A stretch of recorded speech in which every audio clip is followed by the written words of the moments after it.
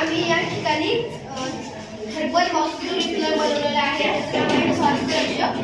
तर ह्यातून आपल्याला आहे की आपण रासायनिक मॉस्किटो रिपेलेंट का नाही वापरला पाहिजे.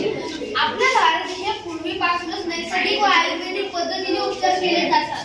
चरक, श्रुश्रुत व मोदी धर्म यासारख्या तत्कालीन वैद्यक शास्त्राच्या नॅचरल पद्धतीने हर्बल बौद्ध धर्माच्या दुरुप उपचारांवर भर दिलेला दिसून येत आहे. परंतु सर, आज आपण आपले राहणीमान उंचावण्याच्या नादात तसंच आयुष्यमान वाढवण्याच्या नादात आयुर्वेदिक सोडून रासायनिक गोळ्या औषधी यांचे किंमतीने बनवतो.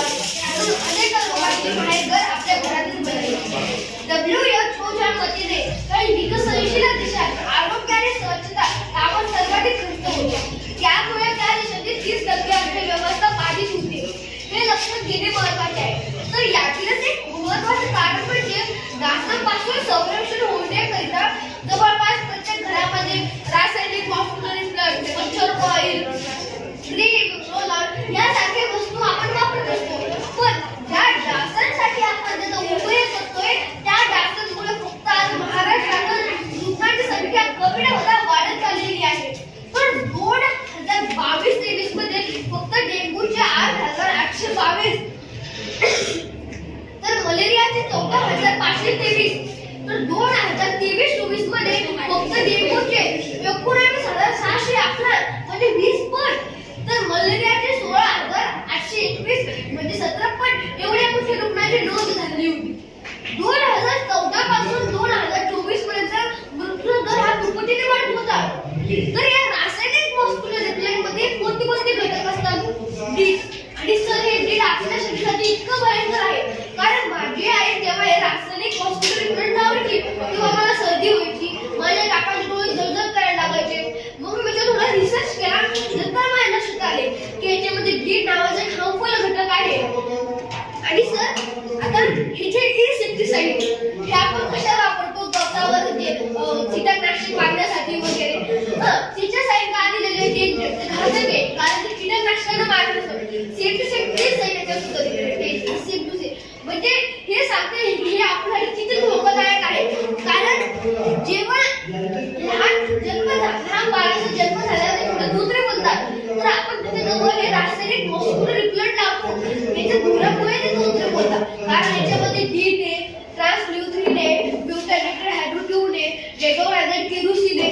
याच्यामुळे आपल्याला त्वचेचे त्रास होतात वगैरे, श्वास घ्यायला त्रास होते, दमा होतो त्या धुरामुळे.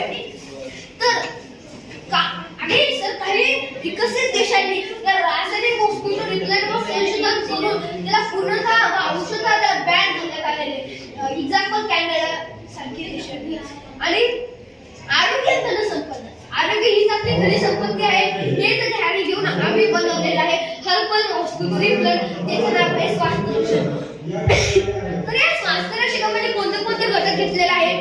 गवती चहा, कडुलिंब, लेव्हेंडर, निलगिरी, तुळस, पुदिना आणि झेंडू. आणि या सर्वांना जिवंत बनवण्यासाठी आम्ही इथेनॉलचा यूज केलेला आहे. तर आपण बघूया प्रत्येक घटकामध्ये तो काय घातला आणि त्याच्यामध्ये कोणता घटक आहे. तर नंबर 1 आहे आपला गवती चहा.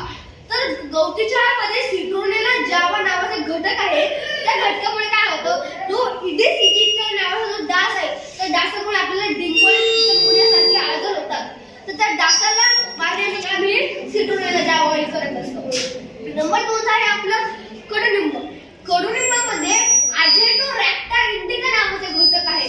त्या घटकामुळे जो अनाफिलिस नावाचा जो डास आहे त्या डासामुळे आज आपल्यासारख्या माणसांना, बाळांना मलेरिया सारखे रोग होत आहेत. नंबर आहे तुळस. आणि सर, तुळस हे असे प्लांट आहे ते आपण 24 तास ऑक्सिजन देत राहतो. तुळसमध्ये मेन्टॉक्सीसायक्लोपेंटिन नावाचा घटक आहे. त्यामुळे जो क्युलेक्स नावाचा डास आहे त्या डासाला मारण्याचं काम हे मेन्टॉक्सीसायक्लोपेंटिन करत असतं. यानंतर आहे पुदिना. तर पुदिनामध्ये मेन्थॉल नावाचा घटक आहे. तो काय करतो की जो डासांना प्रजनन पासून रोखतो, म्हणजे माणसाजवळ डास येऊ देत नाही. तुझा चार्ट आहे समजा आम्ही वनस्पतीचं नाव आहे यातून घटक भेटतात. Yes sir. तुझं म्हणणं आता हे केमिकल वापरण्याऐवजी यांच्यापासून बनवलेलं मॉस्किटो वापरायचं. कसं बनवू शकतो सर? आधी सगळं पहिले सर्व पाण्याचा सुकलेला पाला घ्यायचा आणि त्याच्यानंतर ग्राइंड करून ही सर्व पेस्ट केलेली आहे. मिक्सरमध्ये ग्राइंड करून त्यानंतर आम्ही 3 लिटर राउंड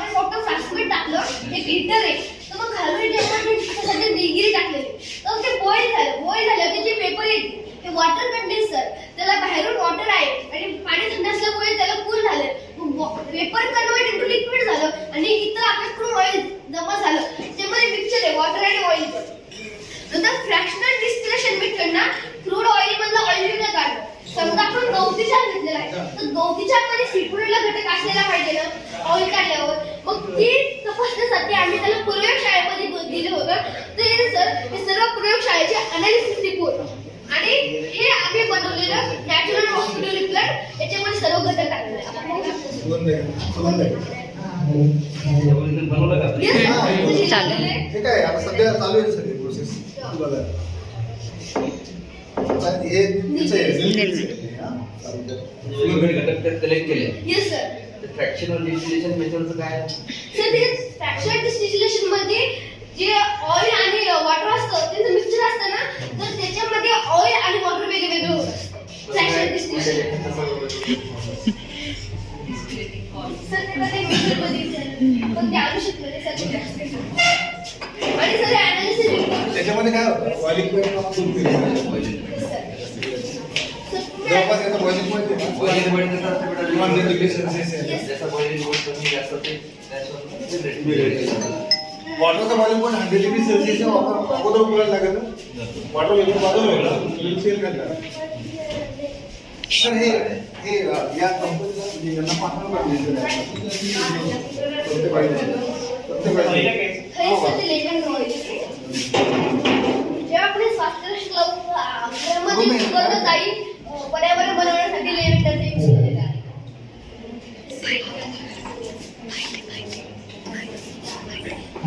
तर आता आपण हे स्वास्थ्य रक्षणाचे फायदे बघूया. पहिला फायदा आहे आपल्या आरोग्यासाठी हानिकारक नाही कारण यामध्ये कोणत्याही प्रकारचा हार्मफुल केमिकलचा वापर केलेला नाही. त्यामुळे आपल्या शरीरावर कोणत्याही प्रकारची अलर्जी होत नाही. अलर्जी म्हणजे जसं की डोळे लाल होणे सर्दी होणे यांसारखे अलर्जी होत नाही. त्यामुळे हे आपल्यासाठी हानिकारक नाही असे दिसून येते. नंतरचा फायदा म्हणजे की हे लहान मुलांकरता सुरक्षित आहे कारण आपण जे रासायनिक विकत आणतो त्याच्यात स्पष्टपणे लिहिलेले असते की हे लहान मुलांपासून दूर ठेवावे आणि 0 ते 6 या वयोगटातील मुलांसाठी हे वापरू नये. आणि आपण बरेच बातम्यांमध्ये किंवा वर्तमानपत्रामध्ये बघतो की हे रासायनिक मॉस्किटो रिपेलंट पिल्यामुळे लहान मुलांना स्वतःचा जीव गमवावा लागतो. पण आम्ही हे जे स्वास्थ्य रक्षक बनवलेले आहे त्यात सर्व खाण्यायोग्य वनस्पती आहेत जसे की पुदिना तुळस हे सर्व खाण्यायोग्य सुद्धा आहेत. आणि एखाद्या मुलाने हे चुकीनं जरी पिले तरी त्याला स्वतःचा जीव नाही गमवावा लागतो. आणि आपण हे लहान मुलांकरिता सुद्धा वापरू शकतो. आणि या स्वास्थ्य रक्षकामुळे आपल्या शरीरावर एक उपचार होत असतात तो म्हणजे ॲरोमा थेरपी. ॲरोमा थेरपी म्हणजे वनस्पतींची जी फुलं असतात त्याच्या सुगंधाद्वारे आपल्या मनावर व आपल्या शरीरावर उपचार केले जातात. आणि याच सुगंधी द्रव्यामुळे आपल्यासारखे शरीरावर जे विकार होतात म्हणजे डोकेदुखी किंवा श्वास घेण्यात विकार ताणतणाव यांसारख्या विकारापासून आपल्याला मुक्ती भेटते. एकदम प्रफुल्लित होतं पण खराबच एकदम पण आता हे आपल्याला वापरायचं असेल नाही